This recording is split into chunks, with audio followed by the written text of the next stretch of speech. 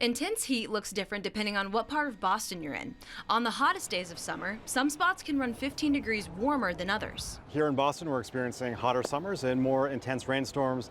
As that happens, we want to make sure that we're keeping people safe and our communities healthy. Part of that vision involves city planners designing our streets, parks, and buildings differently over the next decade. We're actually making investments that have the co-benefits of a more beautiful city and a healthier environment. And that is why investments in green infrastructure, be it trees or planting beds, are really critical to the work that we're doing.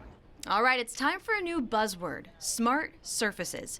Jacob and his team at Smart Surfaces Coalition use a very sophisticated meteorological model to identify neighborhoods that suffer most from urban heating. Check out this analysis. You can clearly see the hot spots. This one centers on the Fenway neighborhood between Brookline Avenue and Beacon Street. Another obvious hotspot is over in the north end, near Salem and Parmenter Streets.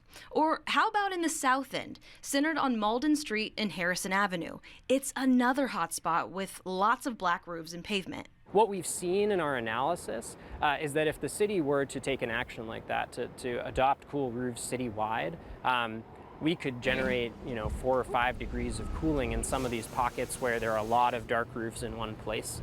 These changes could literally save lives in the peak summer months. If you pair that with some of the other strategies that we've seen, cool pavement coatings, increased tree planting, that cooling goes up to 6, 7, 8 degrees even in some of the key neighborhoods across the city. And that includes the health benefits, associated with improved air quality or reduced heat-related mortality. That includes savings in the infrastructure space from reduced maintenance and longer material lifespans. It includes energy cost reductions. Their high-res modeling also has the ability to identify pockets of residents suffering with heart conditions and other issues like asthma.